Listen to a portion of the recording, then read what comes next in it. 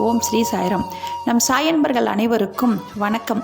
நம்ம சேனலில் இப்போ தான் நீங்கள் ஃபஸ்ட் டைம் வீடியோ பார்க்குறவங்களா இருந்தீங்கன்னா சப்ஸ்கிரைப் பண்ணிடுங்க. சப்ஸ்கிரைப் பண்ணிவிட்டு பெல் பட்டனை கிளிக் பண்ணி ஆளுங்கிற ஆப்ஷன் கொடுத்துருங்க. அப்போ தான் நான் போடுற பதிவு உங்களுக்கு உடனுக்குடன் நோட்டிஃபிகேஷனில் வரும். அப்படி நோட்டிஃபிகேஷனில் வந்த உடனே அந்த பதிவை பார்த்து அதனோட முழு பலனையும் பயனையும் நீங்கள் அடையணும். அதுதாங்க என்னோடய விருப்பம். சாய் பவின் அன்பு கட்டளை.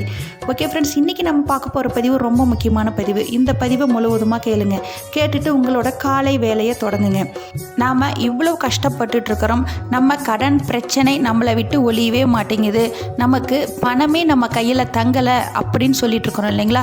அதுக்கு இந்த ஒரே ஒரு பொருளை நீங்கள் இன்று காலை தானமாக கொடுத்துட்டு அதுக்கப்புறம் உங்கள் காலை வேலையை தொடங்குங்க. என்னங்க அப்படி ஒரு அவ்வளோ பிரச்சனைக்கு என்ன காரணம் அப்படின்னு பார்க்கும்போது நம்மளோட பாவ வினைகள்ங்க. நமக்கு தெரியாது, மனிதனாக பிறந்தங்க ஒவ்வொருத்தரும் ஏதாவது ஒரு ரூபத்தில் பாவ வினைகள் நமக்கு சுற்றிக்கிட்டே தான் இருக்கும். முன்னோர்கள் செய்த பாவ வினையாகவும் இருக்கலாம், நாம் தெரியாமல் செய்த தவறாகவும் இருக்கலாம். அதுக்கு மேற்பட்டு நம்ம இந்த சனி பகவானோட தோஷங்கள்ங்க.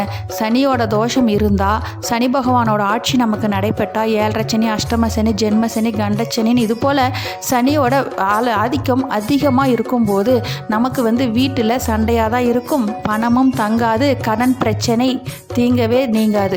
இப்படி நீங்காமல் இருக்கும்போது நமக்கு வீட்டில் திடீர்னு நமக்கு கெட்ட பேர் தான் உருவாக்கும். இந்த சனியோட ஆதிக்கத்தை முழுமையாக குறைக்கணும் அப்படின்ற ஒரு அற்புதமான நாள் எந்த நாள் பார்த்தீங்கன்னா இந்த சனிக்கிழமை. இந்த சனிக்கிழமையில் காலையில் எழுந்து குளிச்சுட்டு நீங்கள் சாப்பிடுவீங்க இல்லைங்களா? சாப்பிட உக்காரும் போது உங்கள் கையால் ஒரு கைப்பிடி சாதம் எடுத்துக்கோங்க. அதில் கருப்பு எள் கொஞ்சம் கலந்து கொஞ்சம் ஒரு ஸ்பூன் தயிர் விட்டு காக்காய்க்கு வச்சுருங்க. காக்காய்க்கு வச்சுட்டு அதுக்கப்புறம் நீங்கள் சாப்பிடுங்க.